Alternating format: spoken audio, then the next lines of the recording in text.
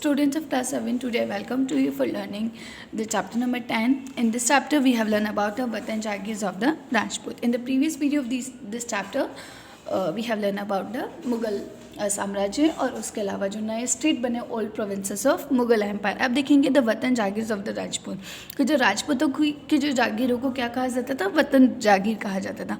Many Rajput kings particularly those belonging to the Amber and Jodhpur had served under the Mughal with distinction. In exchange they were permitted to enjoy considerable autonomy in their Vatan Jagir. In the 18th century, these rulers now attempt to extend their control over Assian region. Ajit Singh, the ruler of Jodhpur, was also involved in the fractional political at the Mughal court. So देखिए बच्चों की बहुत से राजपूत घराने, specially अंबर यानी जयपुर और जोधपुर के राजघराने जो थे वो मुगल्स को समय समय पर सेवा रख रहे थे. बदले में उन्हें अपनी वतन जागीरी प्राप्त हुई थी. अब 18वीं शताब्दी में इन शासकों ने अपने आसपास के इलाकों पे क्या किया, अपना कंट्रोल करना शुरू कर दिया. सो देखिए बच्चों कि किस प्रकार से जब उन्होंने अपना 18वीं शताब्दी में जब इन लोगों ने अपने शुरू कर दिया तो उसी समय जोधपुर के जो एक राजा जिनका नाम अजित सिंह था, उन्होंने भी मुगल दरबार की जो राजनीति थी उसमें अपने पैर फंसा लिए ताकि वो मुगल्स को कमज़ोर बना पाए. These influential Rajput family claimed the सूबेदारी of the rich provinces of Gujarat and Malwa. Raja Ajit Singh of Jodhpur held the governorship of Gujarat and Savai Raja Jai Singh of Amber was governor of Malwa. These offices were renewed by the Emperor Jahan Shah in 1713. They also tried to extend their territories by seizing the imperial territories neighboring their watan. तो देखिए कि जब इन प्रभावशाली राजपूतों में जो दो राजा थे वो थे गुजरात और मालवा की जो सूबेदारी उन्हें मिली. जैसे जोधपुर के राजा जय सिंह को गुजरात का सूबेदार बनाया गया और अंबर के राजा जय सिंह को मालवा की सूबेदारी दी गई. बादशाह जहांदार शाह ने 1713 में इन राजाओं के इन पदों को नवीनीकरण किया. उन्होंने अपने वतन के आसपास के शाही इलाकों को अपने हिस्से में करने की कोशिश की. जोधपुर राजपूत घराने ने तो क्या किया, नागौर को जीत लिया और अपने राज्य में मिला लिया and while Amber seize large portion of Bundi और इसी तरीके से जो राजा जय सिंह थे उन्होंने अपना जो हिस्सा था वो बूंदी के बड़े बड़े हिस्सों पर अपना कब्जा कर लिया. सवाई राजा जय सिंह ने जयपुर में अपनी नई राजधानी स्थापित की और उसे 1722 में आगरा की सूबेदारी भी दी गई. कि जो मुगल्स थे वो राजा जय सिंह से बहुत ज़्यादा खुश थे. पहले उन्हें जयपुर का राजा बनाया गया, उन्हें जयपुर की सूबेदारी दी गई और बाद में उन्हें आगरा की भी सूबेदारी प्रदान की गई. So, from the Maratha campaigns into Rajasthan from the 1740s put severe pressure on these principalities and checked their further expansion. लेकिन जब 1722 में 1740 के दशक में राजस्थान में मराठाओं के साथ अपना अभियान शुरू किया तो उस समय से उनका विस्तार आगे होने से रुके और राजपूत अपना कब्जा सिर्फ राजस्थान के अलावा और कहीं गुजरात और मालवा के अलावा और कहीं पे अपना कब्जा नहीं जमा पाए. तो देखिए राजा जय सिंह ऑफ जयपुर के एक डिटेल अकाउंट है जिसमें राजा जय सिंह के बारे में बताया गया. A description of Raja Jai Singh in a Persian account of 1732 कि फारसी वृत्तांत के अंदर Raja Jai Singh was as the height of his power he was the governor of Agra for 12 years and the Malwa for 5 or 6 years. He possessed a large army, artillery और great wealth. His sway extended from Delhi to the banks of the Narmada. बोला जाता है कि राजा सूबेदार जो थे अपनी सत्ता की चरम सीमा पर थे और 12 वर्षों के लिए वह आगरा के सूबेदार रहे और 5 या 6 वर्षों के लिए उन्हें मालवा का सूबेदार बनाया गया. उनके पास विशाल सेना थी, तोपखाना था और भारी मात्रा में पैसा संपत्ति थी, धन संपत्ति थी. उनका प्रभाव दिल्ली से लेकर नर्मदा नदी के तट तक फैला हुआ था. अब आगे हम देखेंगे कि किस प्रकार से सिखों और मराठाओं ने मुगलों के खिलाफ अपना एक कैंपेन चलाया, अभियान चलाया. हमने देखा कि जो कुछ राजपूत थे वो भी मुगलों की सेवा करते थे, लेकिन जो सिख और जो मराठा थे उन्होंने कभी भी मुगलों की सेवा नहीं की. The organisation of the Sikh in the political community during the 17th century helped in regional state building in the Punjab. Several battles were fought by the Guru Gobind Singh against the Rajput and the Mughal rulers, both before and after the institution of the Khalsa in 1699. After his death in 1708, the Khalsa rose in revolt against the Mughal authority under Banda Bahadur's leadership, declared their sovereign rule by the striking coins in the name of the Guru Nanak and Guru Gobind Singh, and established their own administration between the Sutlej and the Jamna. Banda Bahadur was captured in 1715 and executed in 1716. आपने देखा कि हमने chapter number 8 में पढ़ा कि जो 17वीं शताब्दी के अंदर जो सिख थे वो उन्होंने एक अपना पॉलिटिकल ग्रुप बना लिया। इससे पंजाब के जो क्षेत्र, जो पंजाब के जो हिस्से थे वहाँ पे इनको बहुत अधिक पावर मिली। और उसके पश्चात जो राजपूत, और इनमें जो सबसे ज़्यादा जो मुगलों के खिलाफ जो लड़ी वो किसने की ली थी? गुरु गोबिंद सिंह ने, जिन्होंने 1699 में खालसा पंथ की स्थापना से पहले और उसके बाद में लड़ाई की। जब 1708 में गुरु गोबिंद सिंह की मृत्यु के बाद बंदा बहादुर, कि उनका एक सूबेदार था, उनका एक दोस्त था जिन्होंने बंदा बहादुर के नाम से जाना जाता था, उन्होंने खालसा जो उनके ग्रुप था, उनकी पॉलिटिकल पार्टी थी, उन्होंने मुगल सत्ता के खिलाफ विद्रोह किए।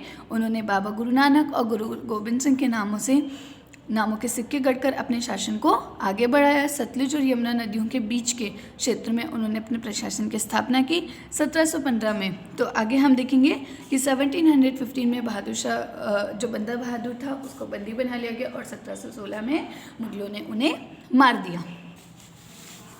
In the number of able leaders in the 18th century, the Sikh organized themselves into a number.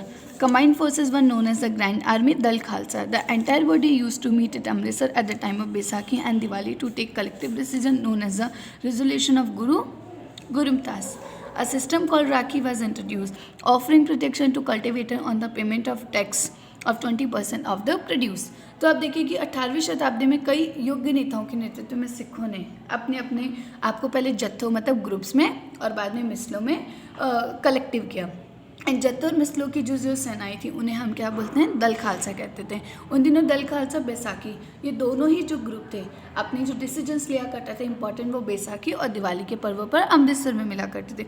इन बैठकों में वे सामूहिक निर्णय लेते थे जिन्हें गुरुमता कहा जाता था। सिखों ने राखी व्यवस्था स्थापित की जिसके अंतर्गत किसानों से उनकी उपज का 20% कर के रूप में बदलने में उन्हें संरक्षण दिया जाता था, जिसमें क्या करते थे कि जब वो दिवाली और बैसाखी के समय पर आया करते थे तो जो वहाँ के किसान थे वो सेना के जो जत्थे थे और जो मिसल थे उन्हें वो पैसा दिया करते थे 20% कर के रूप में, और जो बदले में जो सेना थी उन्हें उनका संरक्षण प्रदान करती थी। ओके।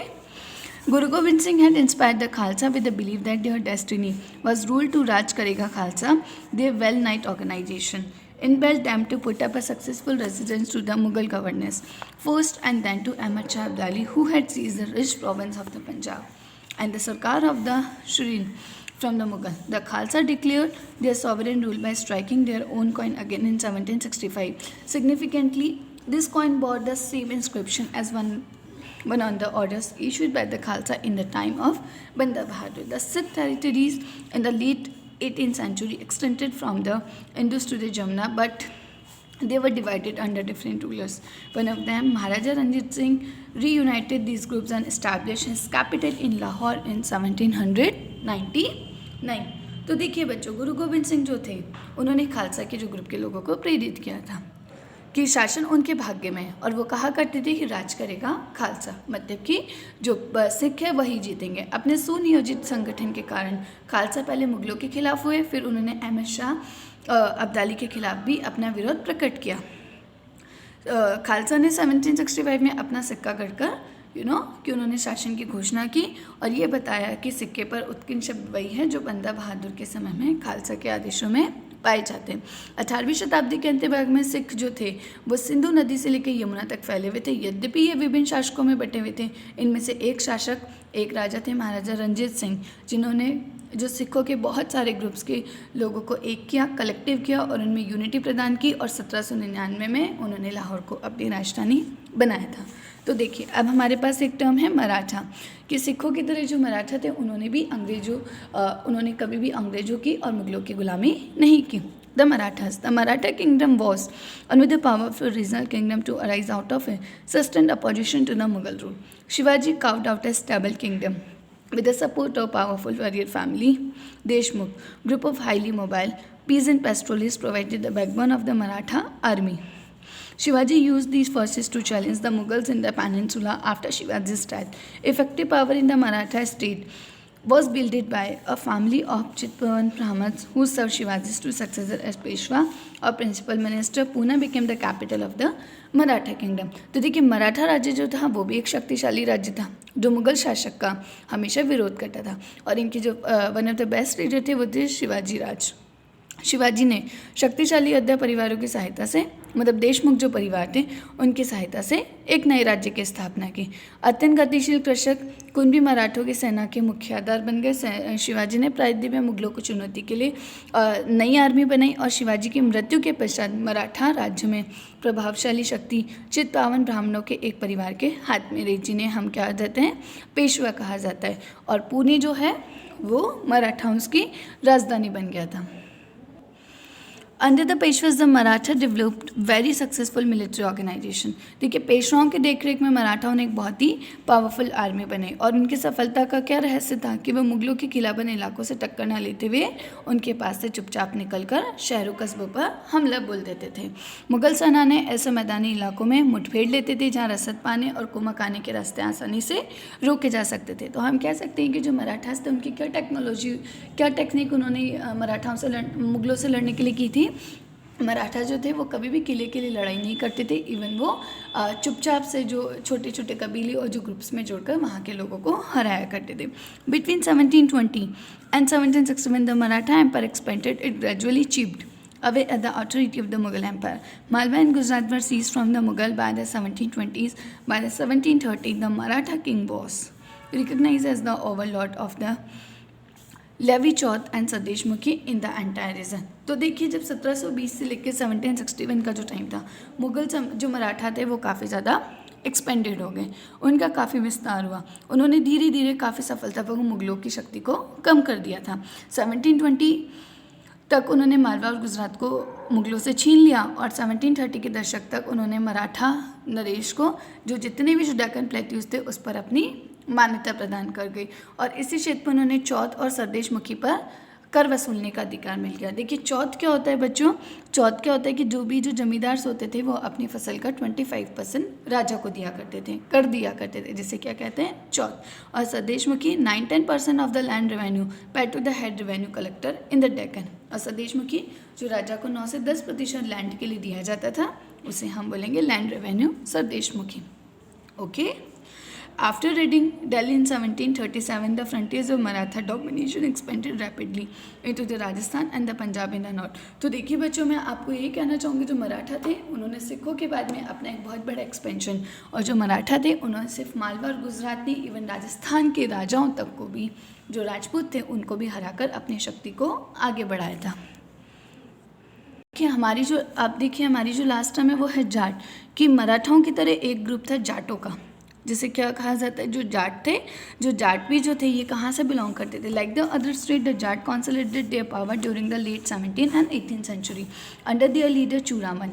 देखिए, चूड़ामन नाम के एक लीडर थे, एक नेता थे, जो कि कहाँ से बिलोंग करते थे, acquired control over territory situated to the west of the city of Delhi, कि दिल्ली और दिल्ली के आसपास जो रहने वाले, दिल्ली और दिल्ली के आसपास के जो क्षेत्र थे, वो सभी हिस्सा किसका माना जाता है, जाटों का। ये सब पीजेंट हुआ करते थे, farmers. And by the 1680s, they had begun dominating the region between the two important cities of Delhi and Agra. For while they become the virtual custodians of the city of the Agra. The Jat was prosperous agriculturists, and towns like Panipat and Ballabgarh became important trading center in the areas dominated by them. और जाटों ने जो अपना सबसे important जो 2 cities थी, जो है पानीपत और Ballabhgarh, under Surajmal the kingdom of Bharatpur emerge as a strong state. और देखिए, उस समय जो भरतपुर के जो राजा थे, राजा सूरजमल, वो एक बहुत ही पावरफुल राजा हुआ करते थे, जिन्होंने when Nadir Shah sacked Delhi in 1739, many of states notable took refugees there. His son Jawahir Shah had 30,000 troops of his own and hired. तो देखिए, उस समय जब नादिर शाह दिल्ली पर आक्रमण करने आया था, तो उस समय मैंने आपको पहले भी इस चैप्टर के प्रीवियस वीडियो में बताया था कि किस प्रकार नादिर शाह ने दिल्ली को लूटा था, किस तरीके से जब मुगल्स कमज़ोर हुए थे। लेकिन उस समय जो भरतपुर के जो राजा थे सूरजमल, उन्होंने नादिर शाह को सपोर्ट नहीं किया और उससे लड़ाई के लिए उन्होंने अपने 30,000 सैनिकों को भेजा लड़ने के लिए। और उस समय उन्होंने अपने 30,000 से भी ज़्यादा सैनिकों को मुगलों की सेना में मिलाया ताकि नादिर शाह को हराया जा सके। Another 20,000 Maratha and 50,000 troops to fight the Mughals. While the Bharatpur fort was built in a fairly traditional style at Deeg, the Jats built an elaborate garden palace combining style seen at Amber and Agra।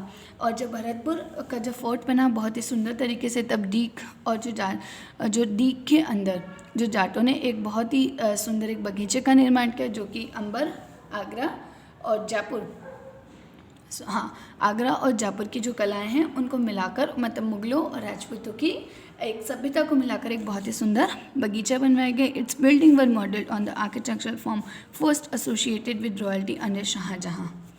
सो देखिए, ये हमने कब पढ़े ये सारी चीज़ें हमने जो हमारे पिछले चैप्टर्स हैं उनके बारे में पढ़ा था, जब हमने मुगल्स की जो बिल्डिंग्स थी और जो राजपूतों द्वारा बिल्डिंग्स बनाई हुई बिल्डिंग्स के बारे में जब हमने पढ़ा था, which was we already learn in the chapter number 5। Okay student, and chapter number 9 में भी हमने काफ़ी चीज़ें इस बारे में पढ़ी थी। सो आई होप यू अंडरस्टैंड कि किस तरीके से हमारे देश के जो मुगल्स थे उन्हें हराया गया, और मुगल्स के बाद में जो नए जो राज्य थे जिनके अंदर जिन्होंने मुगलों को और राजपूतों को एक कड़ी टक्कर दी, वो कौन थे? मराठा, सिख और जाट। और इस प्रकार से जो मुगल्स थे उनकी शक्ति को कमज़ोर कर दिया गया था। Thank you all.